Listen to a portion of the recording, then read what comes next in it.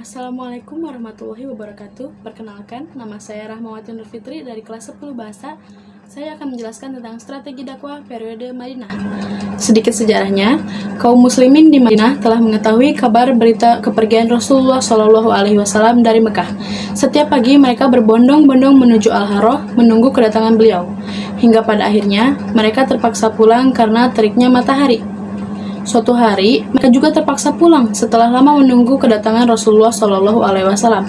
Tatkala mereka sudah beranjak ke rumah masing-masing, seorang laki-laki Yahudi naik ke atas atap rumahnya, lalu dia melihat Rasulullah Shallallahu Alaihi Wasallam dan para sahabatnya memakai baju putih. Hari itu adalah hari bersejarah yang sangat ditunggu-tunggu masyarakat Madinah. Rumah-rumah dan jalan-jalan ketika itu bergemuruh dengan pegikan tahmid dan takdis. Putra-putri kaum Ansor menyanyikan bait-bait syair sebagai ekspresi kegembiraan. Yang selanjutnya adalah langkah-langkah yang dilakukan oleh Rasulullah Shallallahu Alaihi Wasallam ketika di Madinah. Yang pertama, membangun masjid. Langkah pertama yang dilakukan oleh Rasulullah Shallallahu Alaihi Wasallam adalah mendirikan masjid yang kemudian diberi nama Masjid Nabawi. Di tempat inilah dakwah Rasulullah Shallallahu Alaihi Wasallam mulai dilakukan, yaitu dengan melakukan sholat berjamaah, pengenalan dan penamaan ibadah mahdoh, muamalah, dan kegiatan-kegiatan keagamaan lainnya sehingga wilayah di sekitar masjid menjadi ramai. Selanjutnya, diteruskan dengan membangun jalan raya di sekitar masjid. Lama-kelamaan, tempat itu menjadi pusat kota dan pemukiman. Rasulullah Shallallahu Alaihi Wasallam beserta umatnya juga membangun jembatan-jembatan yang menghubungkan kembali yang satu dengan lembah yang lainnya. Dengan demikian, masyarakat setempat dapat berhubungan dengan masyarakat di lembah yang berbeda. Yang kedua adalah mempersatukan suku Aus dan suku Khazraj.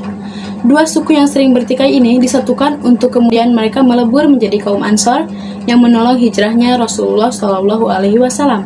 Langkah yang ketiga yaitu mempersaudarakan kaum Muhajirin dan kaum Ansor. Di samping membangun masjid sebagai pusat perkumpulan dan persatuan, Rasulullah Shallallahu Alaihi Wasallam juga melakukan langkah lain yang merupakan sesuatu yang paling indah yang pernah ditorehkan dalam sejarah, yaitu mempersatukan kaum Muhajirin dan kaum Ansor. Persaudaraan berdasarkan agama yang menggantikan persaudaraan yang berdasarkan darah sehingga suasana menjadi lebih damai dan aman. Dengan mempersatukan kedua saudara atas dasar agama, maka persatuan di antara mereka semakin kokoh. Langkah yang keempat adalah penanaman nilai-nilai moral. Berbagai langkah yang dilakukan Rasulullah Shallallahu Alaihi Wasallam, beliau telah berhasil menancapkan pilar-pilar masyarakat baru. Fenomena ini tidak lain merupakan dampak dari nilai-nilai yang diserap oleh para generasi agung berkat persahabatan mereka dengan Rasulullah Shallallahu Alaihi Wasallam.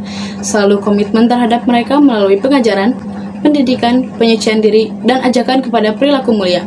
Rasulullah Shallallahu Alaihi Wasallam juga mengajarkan kepada mereka tentang adab-adab berkasih sayang, bersaudara, menjunjung keagungan, kemuliaan, ibadah, dan ketaatan. Yang kelima adalah membentuk tatanan masyarakat. Rasulullah Shallallahu Alaihi Wasallam mempersatukan golongan Yahudi dari Bani Kainuka, Bani Nazir, dan Bani Quraizah. Rasulullah Shallallahu Alaihi Wasallam membentuk suatu perjanjian yang melindungi hak-hak asasi manusia di Madinah dan kemudian disebut dengan Piagam Madinah. Nah, yang tadi adalah beberapa langkah Rasulullah Shallallahu Alaihi Wasallam ketika di Madinah. Yang selanjutnya adalah beberapa peristiwa yang terjadi. Yang pertama adalah Perang Badar.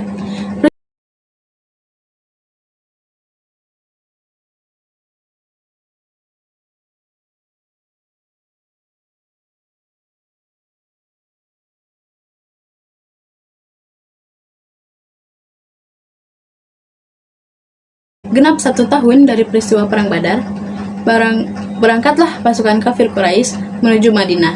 Pasukan Quraisy Makkah berhenti di dekat Gunung Uhud di sebuah tempat bernama Ainun di tanah tandus utara Madinah di samping Gunung Uhud.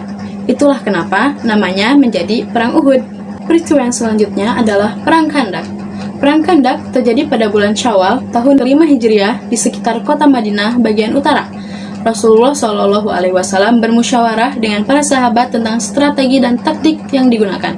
Salah seorang sahabat bernama Salman Al-Farisi berkata, "Wahai Rasulullah, sesungguhnya dulu ketika kami di negeri Persia, apabila kami sedang dikepung musuh, maka kami membuat parit di sekitar kami.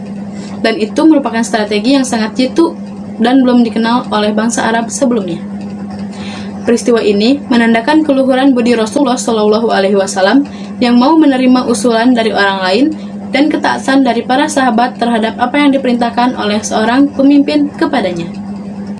Peristiwa yang terakhir adalah Perjanjian Hudaybiyah. Berikut adalah isi Perjanjian Hudaybiyah. A. Umat Islam tidak boleh menjalankan ibadah umroh tahun ini, tahun depan baru diperbolehkan dan tidak boleh berada di Mekah lebih dari 3 hari. B. Keduanya tidak saling menyerang selama 10 tahun. C. Orang Islam yang lari ke Mekah atau murtad diperbolehkan, sedangkan orang kafir atau Mekah yang lari ke Madinah masuk Islam harus ditolak. D. Suku Arab yang lain bebas memilih bergabung dengan Rasulullah ke Madinah atau mengikuti kafir Quraisy di Mekah. E. Kaum muslimin tidak jadi melaksanakan ibadah umroh tahun ini, tetapi ditangguhkan sampai tahun depan. Sekian video penjelasan dari saya. Terima kasih atas perhatiannya. Wassalamualaikum warahmatullahi wabarakatuh.